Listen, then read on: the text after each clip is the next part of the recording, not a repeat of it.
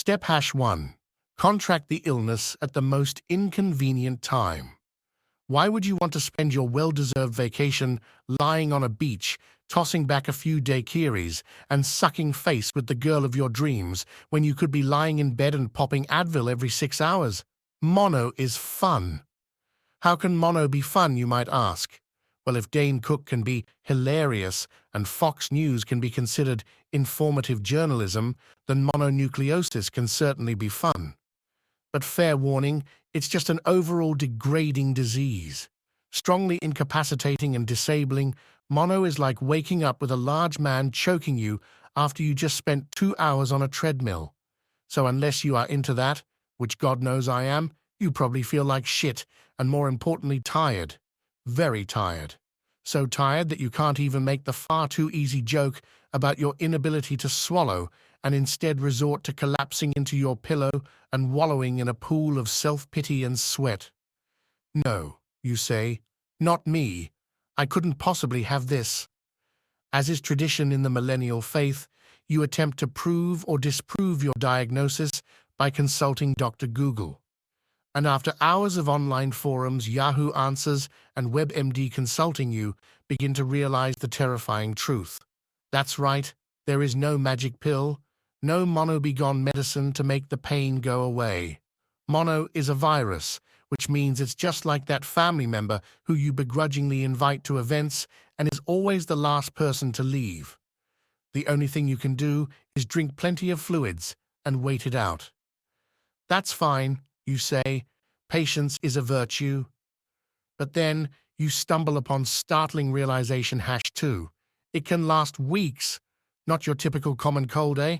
So prep the acetaminophen and chloroseptic spray, pick out your favorite crappy movies and easily digestible foods because you've got mono. It's going to be one hell of a ride. Step-2 Fever dreams. When nocturnal emissions become terrifying. It's a bird, it's a plane, no, it's the Indian god Vishnu starring in a rap music video set in a circus tent. Sound random? Sound crazy? Well, cue up the auditory and visual hallucinations because you are in the fever dream stage of mono. Imagine your body is a war zone. On one side, you have the virus, infecting and pillaging all the healthy villages, cells, in your body. On the other side are your defense systems of antibodies and white blood cells. So your body fights back, causing your temperature to rise, hence a fever. You'll experience extreme hot temperatures and extreme cold temperatures all at the same time. How exciting! There's nothing more fun than dying of heat and shivering from the bitter cold all at the same time. It's exhausting, no doubt. Eventually, you curl up in the fetal position and drift off into a peaceful, blissful sleep. Cue the Metallica music, because that blissful sleep is anything but. You've had nightmares, but this takes dreaming to a whole new level. Imagine a dream where nothing is set. You get comfortable with an environment, and then in some sort of twisted ADHD sprawl, your world dissolves and melts in front of you. 1 minute, you are sitting in the living room of your childhood home, unwrapping Christmas presents. A big, shiny red box is sure to contain the Power Ranger toy you've always wanted. But then, the Christmas tree catches on fire, and you remember that you're Jewish and don't actually celebrate Christmas.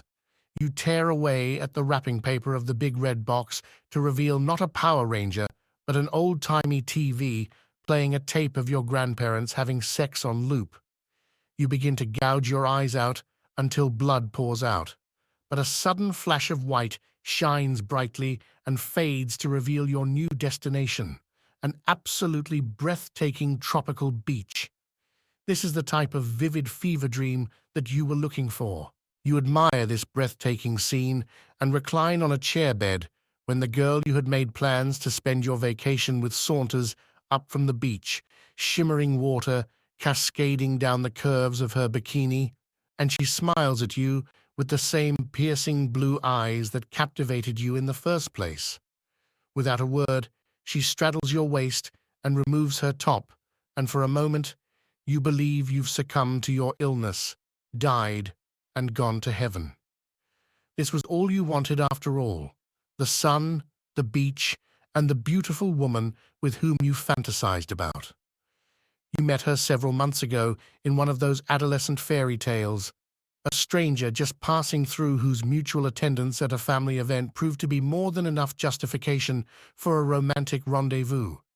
You share a quick night of awkward tongue wrestling, the way only a 14-year-old can, and proceed to trade texts, messages, and phone calls for the next 4 months, hoping for another excuse to see one another. That's when the universe provides a solution: spring break. Plans are made, schematics are drawn, fantasies run unimpeded. Yet Mono and its fever dreams can make a mockery of even the best-laid plans. Behind the topless beauty straddling you, the sky grows eerily grey. Off in the distance, a massive tidal wave approaches the shore. The beautiful woman on top of you transforms into the crypt keeper as you wake up in a bed covered in every bodily fluid imaginable. So when your mom asks you the following morning why the washing machine was running at 3 a.m., think of a good excuse. Something tells me that because I'm a legal adult who shit the bed isn't going to cut it.